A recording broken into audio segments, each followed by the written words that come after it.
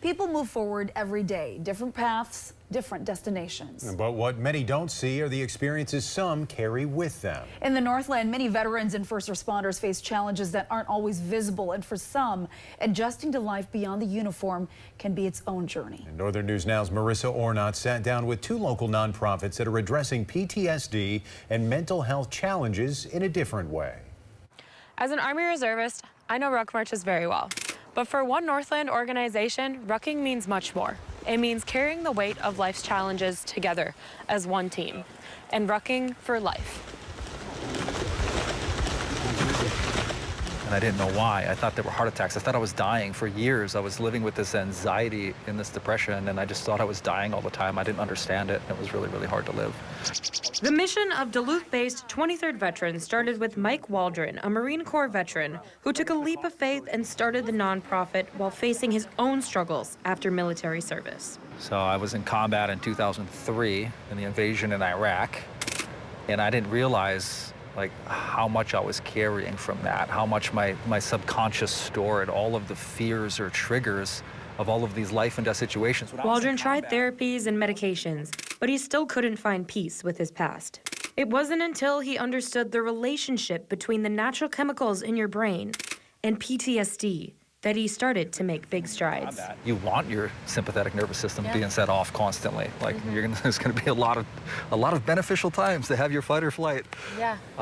But that's not going to change when you come home. You can change it if you want to. Through 23rd Veteran, Waldron wrote a playbook, a 14-week-long program helping others heal from similar traumas. Week 1 starts in the wilderness. We send people on an outdoor wellness adventure on the other side of the country. Which way was the current going? The brotherhood that comes out of it, and the camaraderie, and having this team of people that they know that they have moving forward it's just like in the military. The real work begins back home. 13 weeks full of group workouts and therapy. And the things that science shows, that the behaviors that science shows that we can implement in our lives to be stronger, healthier people that can sleep better, feel more secure, and love deeper. Firefighters, police, EMS, corrections, and veterans often share what Waldron calls a warrior mentality, where asking for help doesn't come easy, which is why he says sharing experiences in these group settings matters. When somebody can hear a Marine stand up and say, hey, I struggled with combat stress. This is why. This is what happened. For 5 years, I had panic attacks. It got to the point that I didn't want to live anymore, and I had a suicide attempt. And now I haven't had a panic attack for 13 years, and these are the things that I'm doing. That's really powerful because so many people don't know what to do. That was once the truth for Andy Beck, a Marine Corps veteran from Cloquet, who served 4 years in an artillery battery, including 2 deployments. I was part of the initial invasion into Iraq. I came home physically intact, unlike many other people. I had all my limbs. I didn't get hurt while I was over there, and I never fired my rifle, so I'd convinced myself I was fine. I hadn't earned PTSD like a lot of the other people did. At least that's how I justified it. Seeking a familiar brotherhood after his service, Beck joined the Duluth Fire Department. And right when he thought things were looking up, PTSD crept back in. But I can pinpoint the moment where I realized I was in trouble. One day at work here, we were doing just a random building familiarization, and I ended up on the top. It's a 13-story building, and for some reason that day, I walked over and took a peek over the edge.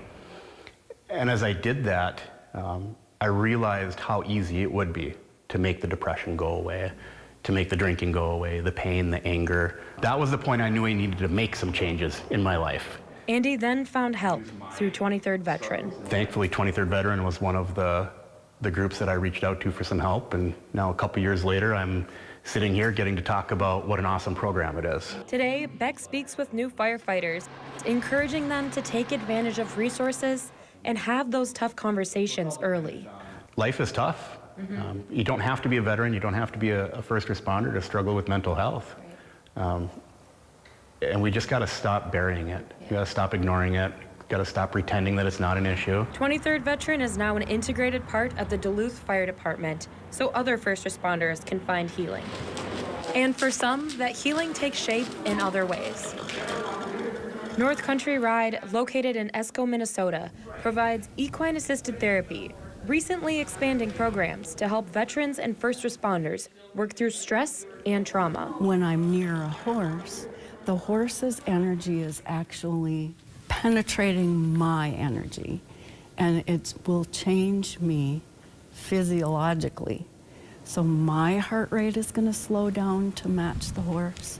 My blood pressure is going to slow, decrease, and I'm going to find that sense of well-being just by being near that horse. Helping people reach a more stable emotional place with fewer triggers.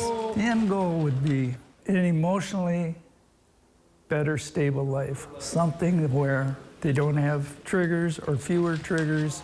As veterans and many others look for new ways to connect, heal, and move forward, Mike Waldron says the need for programs like these is still growing. Yeah, there's 20 people, about 20 people will kill themselves after the military for every one who dies in the military. A reminder that while big strides have been made, the mission is far from over.